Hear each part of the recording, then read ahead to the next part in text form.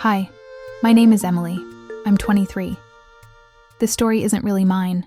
It belongs to my cousin, Sarah. She's 29. To everyone, Sarah seems like the quiet, simple type. But she's so stunning, you wouldn't believe it. Guys riding their bikes on our street literally slow down just to catch a glance at her. Her skin is fair like porcelain, makes even milk look dull in comparison. Her eyes? Not just deep, they're dangerous. One look, and you could drown. Her waist is so slim, even her skirt seems like it might slip off. And her figure? Sculpted. Not with tools, but like it was breathed into shape. And the way she walks, so graceful. It's like the pavement itself tells her to slow down so hearts can catch up. This story is from the time Sarah used to spend her holidays at our house. Back then, our house only had 2 rooms, one upstairs and one downstairs. Mom and Dad stayed in the lower room, and I ruled the upper one because Dad had trouble with stairs, and I volunteered to stay up there. When Sarah visited, she'd head straight for my room and completely take over, like it was her own place.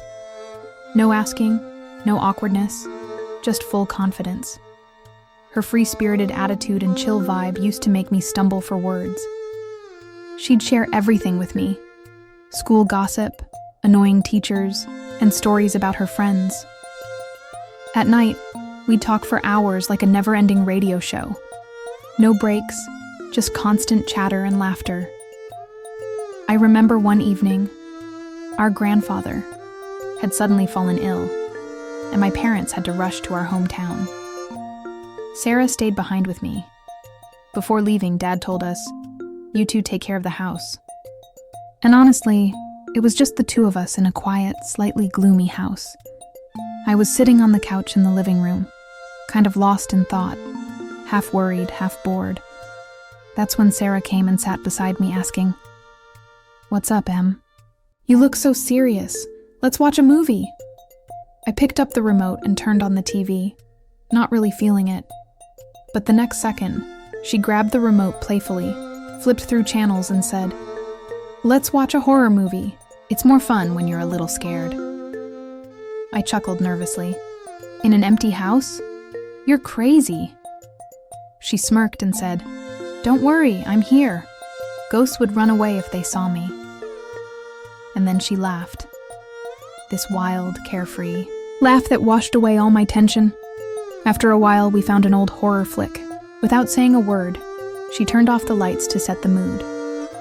The curtains swayed gently in the breeze, and the spooky TV sounds echoed through the house. She came back with a bag of chips, plopped down next to me, and started munching. Every now and then, she'd look at me and laugh because I was clearly uncomfortable. Then, the jump scare happened. A creepy face flashed on screen with loud music, and I legit shut my eyes in panic. Sarah burst into laughter, gave me a playful nudge, and teased, "God, you look like you saw a real ghost." I tried to act cool. "Nah, I'm good." But my voice totally betrayed me. Eventually, the movie ended, and dusk began to fall. We were still on the couch when her phone rang. She cut the call immediately, and just sat there in silence for a moment. Then she stood up and said, "Hey, I'm gonna get some air on the terrace. You stay here." "Okay," I replied. I stayed, back, scrolling through my phone. An hour passed. The house started to feel darker. She still wasn't back, so I figured I should check on her. We had to make dinner anyway. I climbed the stairs. A cool breeze brushed against my face, and the sky was getting hazy. As I stepped onto the terrace, I spotted her near the railing, phone in hand, talking to someone. She had that same smile she always wore, but this time, it felt different. Softer, warmer. There was a gentle shine in her eyes, the kind that only shows up when you're talking to someone special. Her tone was so tender, it felt like she was speaking to her heart. I stopped on the stairs. I'd never seen this side of her. She always shared everything with me, but this was something else. Then she noticed me, and froze, like I'd caught her doing something forbidden. She hung up quickly, a bit flustered. Forcing a smile, she asked, "Hey, Em, what's up? You need something?" I replied awkwardly. "It's getting late. We should make dinner. I came to call you." "Oh, I didn't realize the time. It was just a friend on the phone," she said, trying to sound casual. I nodded, eyes down, and we went back inside. She headed to the kitchen, and I sat in the hall, still feeling something. She kept glancing at her phone, smiling at every notification. I noticed but didn't say a word. After dinner, I told her I was heading to bed. "Wait, I'll come too," she said. We went upstairs. I lay down while she stayed up on her phone. At around 2 a.m., I woke up. The room was empty. A strange silence had taken over the night. I tossed and turned but couldn't sleep. Something felt off. My heart was restless. I got up and slowly opened the door. The hallway was still.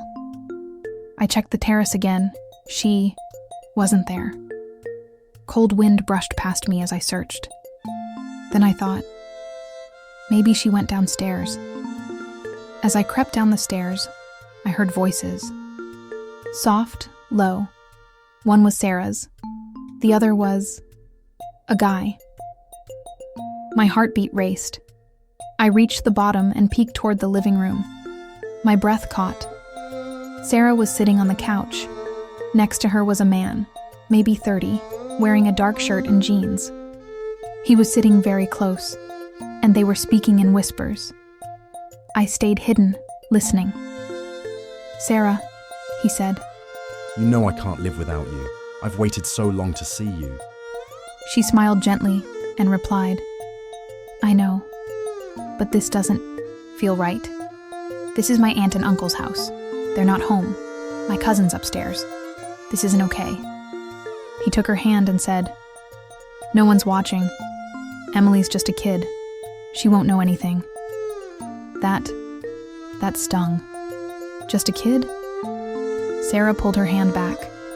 "No, Ryan, not tonight. I'm scared. And honestly, you shouldn't be here." He sighed. "Fine, but next time, no excuses. I want all of you." She nodded quietly. "Okay, but for now you should leave." He got up and walked out. She closed the door and started up the stairs. I rushed back to bed, pretending to be asleep. My mind was spinning. The Sarah I thought I knew, my best friend, my confidant, was hiding something huge from me. When she came in and saw me awake, she paused. "Why are you up? Couldn't sleep?" I cut her off. "Forget me. Where were you, Sarah?" She flinched. I was thirsty. Just went downstairs for water and sat in the living room for a bit." I looked her straight in the eye. "You weren't just getting water." Her face turned pale. She tried to smile, but her lips trembled. "I saw everything," I said gently. "I woke up, you were gone. I went downstairs. I saw you. And that guy." She lowered her head. Her fingers tangled nervously. The silence was sharp. Then, in a soft voice, she said, "Emily, you misunderstood." I moved closer. "Did I? Or are you just scared to admit what's real?" She stayed silent. "Why didn't you tell me, Sarah? You always share everything." "Who is he? Do you love him?" She took a deep breath, eyes glossy. "Yes. His name is Ryan, and I love him." "He loves me too," I nodded. "Then why the secrecy? You always said, if it's right, never hide it." She smiled sadly. "I wish it were that easy, Em. Life isn't that simple. Sometimes even the right things feel wrong. And the wrong things feel so right." I could see her truth, her fear, her love. Holding her hand, I said, Sarah, I may be younger, but I'm not too young to understand your pain. If you really love Ryan, you shouldn't be scared. But if something feels wrong, maybe it's time to rethink things. She went quiet. Her fingers trembled slightly. Then I asked, Sarah, are you hiding something else? She took another breath. Ryan isn't from our community. I blinked. So? She looked defeated. You know how Mom and Dad are. They'll never accept him. They believe marriage should stay within our people. If they find out, I don't even know what'll happen. Her voice cracked. I listened, thinking about her parents, strict, traditional, stuck in old ways. Tears welled up in her eyes. I wish it weren't. He's good, kind, respectful. He'll keep me happy. But none of that matters to them. All they'll see is his last name. I looked at her, steady. So, what are you going to do? Let fear run your life? Or choose love? Her eyes met mine, full of pain, full of hope.